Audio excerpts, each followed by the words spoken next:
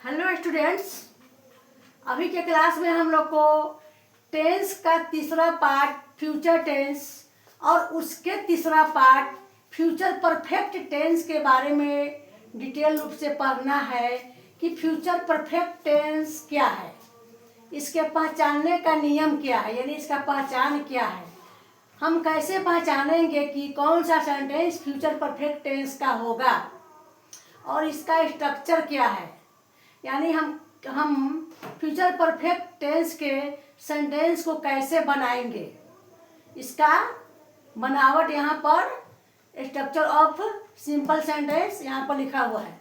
तो चलिए हम लोग देखते हैं पहले फ्यूचर परफेक्ट टेंस क्या है। फ्यूचर परफेक्ट टेंस में कोई कार्य एक निश्चित समय में शुरू होकर और निश्चित समय में ही समाप्त हो चुके रहेंगे या हो चुकेंगे, उसे फ्यूचर परफेक्ट टेंस कहा जाता है। इसमें कार्य एक परफेक्ट टाइम पे प्रारंभ होकर और परफेक्ट टाइम पर ही समाप्त हो चुका होगा, उसे फ्यूचर परफेक्ट टेंस कहा जाता है और इसीलिए इसका नाम फ्यूचर परफेक्ट टेंस रखा गया है। अब इसका पहचान यहाँ पर लिखा हुआ है। यदि सेंटेंस के लास्ट में चुकूंगा या चुकेंगे या चुकेगा या चुका रहेगा या चुकी रहेगी आदि लगा रहे तो यह सेंटेंस फ्यूचर परफेक्ट टेंस का होगा। इसका बनावट स्ट्रक्चर ऑफ सिंपल सेंटेंस यानी फ्यूचर परफेक्ट टेंस के बनाने का नियम यहाँ पर लिखा हुआ है। सब्जेक्ट प्लस शैल या will plus have plus verb का थर्ड रूप प्लस ऑब्जेक्ट, यानी शैल या विल, शैल हैव होगा या विल हैव होगा, इसका मतलब शैल हैव होगा या विल हैव होगा, उसके बाद वर्ब का थर्ड रूप होगा, उसके बाद ऑब्जेक्ट होगा। जैसे यहाँ पर आप देख सकते हैं, समझ सकते हैं, I shall have read a book. यहाँ पर आई सब्जेक्ट हो गया, शैल हैव हेल्पिंग वर्ब हो गया, रीड वर्ब का थर्ड रूप हो गया और बुक ऑब्जेक्ट हो गया। इसका मीनिंग होगा मैं किताब पढ़ चुकूंगा। इसका मीनिंग होगा मैं किताब पढ़ चुकूंगा।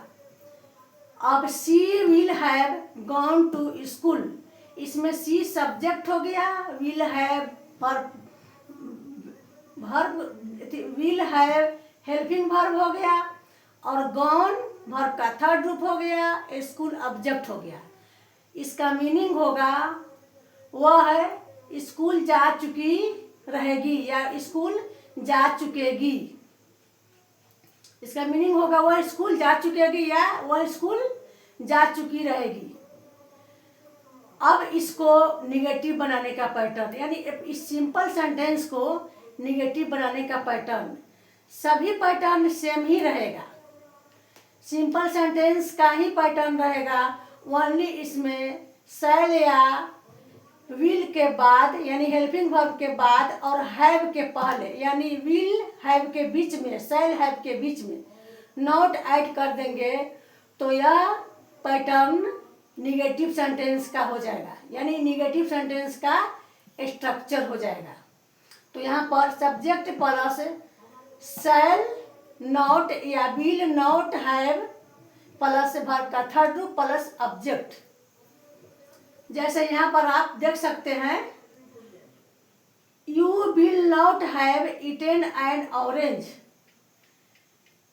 You will not have eaten N orange, तुम नारंगी नहीं खा चुके, तुम नारंगी नहीं खा चुके होंगे या तुम नारंगी नहीं खा चुकेंगे या आप नारंगी नहीं खा चुकेंगे या तुम नारंगी नहीं खा चुकेगा या तुम नारंगी नहीं खा चुका होगा, इसका मीनिंग होगा।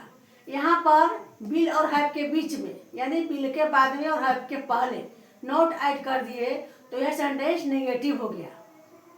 इसी तरह से we shall not have gone to market, यहाँ पर we shall not have gone to market, हम लोग बाजार नहीं जा चुकेंगे। इसका मीनिंग होगा हम लोग बाजार नहीं जा चुकेंगे या हम लोग बाजार नहीं जा चुके रहेंगे।